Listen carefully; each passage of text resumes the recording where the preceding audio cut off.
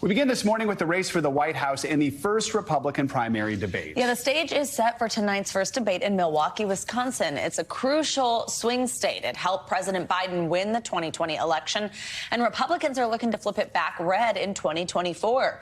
8 candidates who have met donor and polling thresholds set by the Republican National Committee will take part in tonight's debate. That's who you're seeing on your screen. They are looking to separate themselves, despite the fact that all of them trail former President Trump in the polls by a wide margin.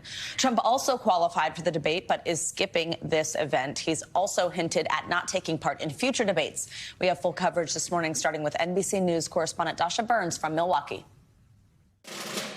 Joe, Savannah, good morning. This is a major day for the GOP, for these candidates, and yet it is another major Republican event that is playing out very much under the shadow of the former president. He has, in fact, forced this by counter-programming the event with his own pre-recorded interview with Tucker Carlson that will be played out on the platform X at some point today, likely around the same time as the debate. He's also turning himself in Atlanta tomorrow, which is also going to take up a lot of oxygen. We know that the hosts of the debate are going to be asking candidates about the former president. So the challenge for the folks on the stage tonight will be, how do they navigate that? How do they present a contrast with the former president, who is by and large the front runner, who is somebody that they need to present that contrast with, and yet they're nervous to alienate that base. We've watched them on the campaign trail struggle to find their footing with how to do this, and tonight they will be really faced with that head on,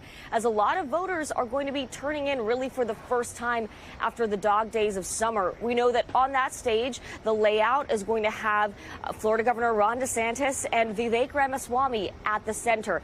Ron DeSantis, likely the candidate that has the most to lose. He has the most name recognition. So the best outcome for him is really do no harm. He needs to get through this, look presidential. He does have the opportunity, though, without Trump on the stage, to show what a post-Trump world potentially looks like, what a front runner that is not former President Trump could look like. Should he do that? Perhaps he comes out as a success. Vivek Ramaswamy having a moment now, also likely to take a lot of arrows. So those two will have the biggest targets on their backs. Others trying to have those breakthrough moments. But really, the challenge is going to be crawling out from under the shadow of former President Trump and trying to create an event where perhaps folks don't miss the former president as much, while he is going to be, by and large, the center of attention.